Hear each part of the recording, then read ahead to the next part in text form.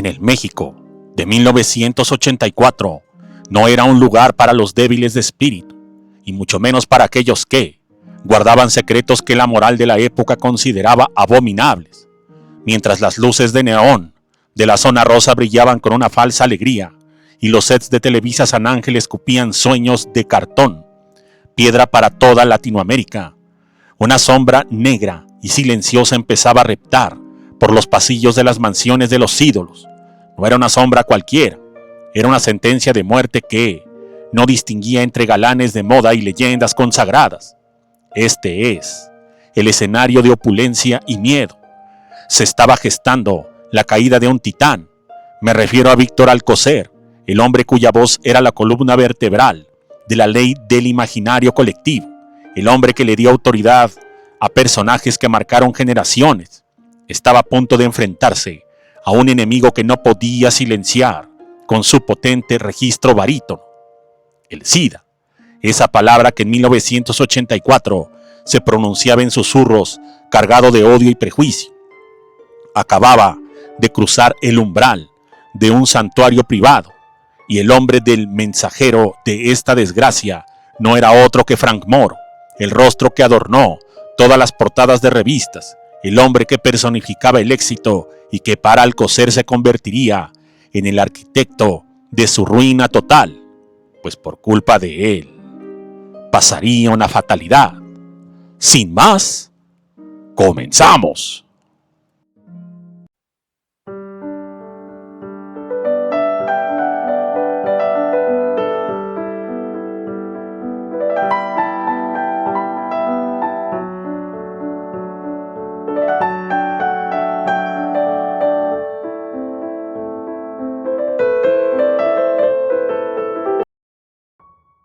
La casa de los Alcocer, una fortaleza de orden y disciplina, empezó a oler una mezcla perturbadora de incienso, medicinas de contrabando y el rancio aroma del miedo. Víctor observaba a su hijo desde la penumbra del pasillo, viendo cómo la vitalidad se escapaba de aquel cuerpo que alguna vez llevó con orgullo su apellido. No era solo la enfermedad lo que lo carcomía al joven, era la mirada de su padre, una mirada que ya no tenía amor, sino una furia helada.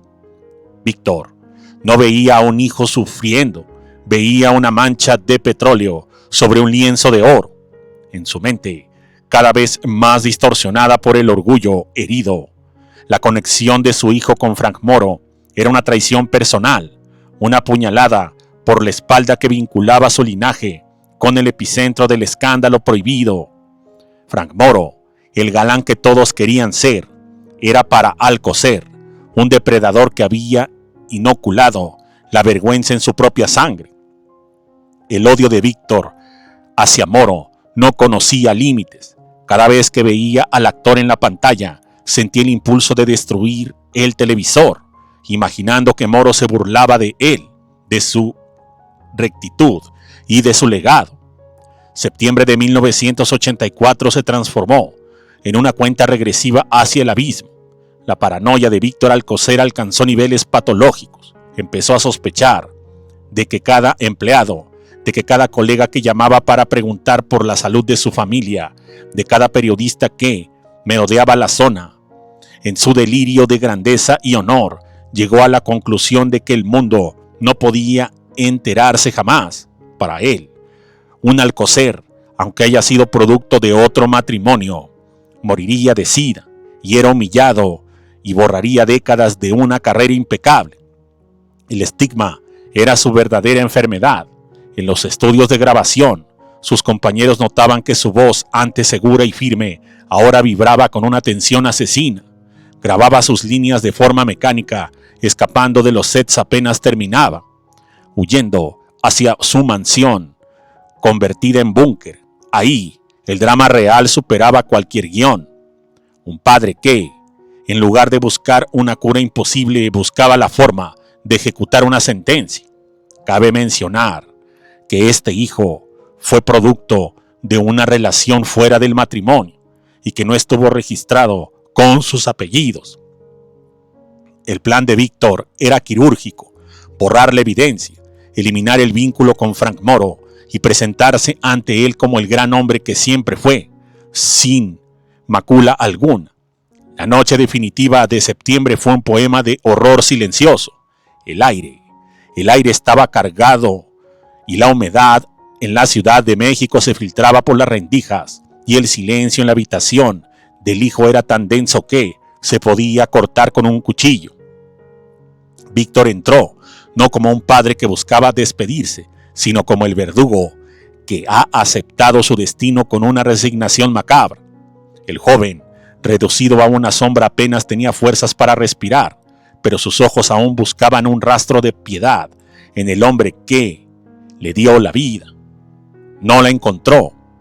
En un acto de violencia fría, calculado hasta el último detalle para que pareciera una complicación médica o un fallo orgánico derivado de su debilidad, Víctor Alcocer le arrebató el último aliento a su propia sangre. Fue un felicidio ejecutado con la misma precisión con la que Alcocer modulaba sus cuerdas vocales para dar vida a un personaje. Al morir el hijo, Víctor creyó que había matado también el secreto, que el vínculo con el contagio de Frank Moro se disolvería en la tierra junto con el cadáver de su descendiente. Lo que siguió fue un despliegue de poder cinematográfico. Víctor Alcocer movió cielo y tierra, utilizando cada contacto de la Asociación Nacional de Actores y cada favor que le debía la prensa para que el funeral fuera rápido, privado y con una causa de muerte que nadie se atrevía a cuestionar. Los pocos que asistieron vieron a un Víctor de piedra, un hombre que no derramó una sola lágrima, porque en su retorcida lógica ya había llorado por su honor semanas atrás. Pero la naturaleza tiene una forma cruel de equilibrar las balanzas de sangre. Apenas las paladas de tierra terminaron de cubrir el ataúd de su hijo, el cronómetro de la propia vida de Víctor empezó a correr hacia atrás. No pasó ni una semana antes de que el gran actor empezara a mostrar signos de un colapso total. Sus manos temblaban, su voz se tornó en un susurro ronco y el brillo de sus ojos fue sustituido por una neblina de culpa y locura. Octubre de 1984 marcó el final de esta historia. Víctor Alcocer, el hombre que prefirió ser asesino antes de ver su nombre ligado al SIDA, comenzó a ser devorado por su propio crimen. Se dice que en sus últimas noches, en la misma casa donde cometió el acto atroz, gritaba el nombre de su hijo y el de Frank Moro en un delirio que nadie pudo calmar. El peso de haber matado para ocultar un contagio fue más letal que cualquier virus. Exactamente un mes después de este filicidio, el cuerpo de Alcocer se rindió. Su muerte fue anunciada como una pérdida nacional, un duelo que detuvo a la industria. Pero detrás de los obituarios y los homenajes en televisión, la verdad latía como una herida abierta. Frank Moro, el detonante de esta cadena de muerte, observaba desde su pedestal de fama como el clan Alcocer desaparecía del mapa, sin saber que el rastro de sangre y el estigma de SIDA lo alcanzaría a él también más tarde. Fue el doble funeral más hipócrita de la historia de México. Un hijo asesinado por odio, un padre muerto por el peso de su propio pecado y un secreto que hoy, gracias a esta investigación, aportada precisamente por un maquillista que, en aquellos años, presenció todo, finalmente deja de ser una sombra para convertirse en la cronología negra más extensa y perturbadora de la farándula nacional. Muchas gracias y hasta la próxima.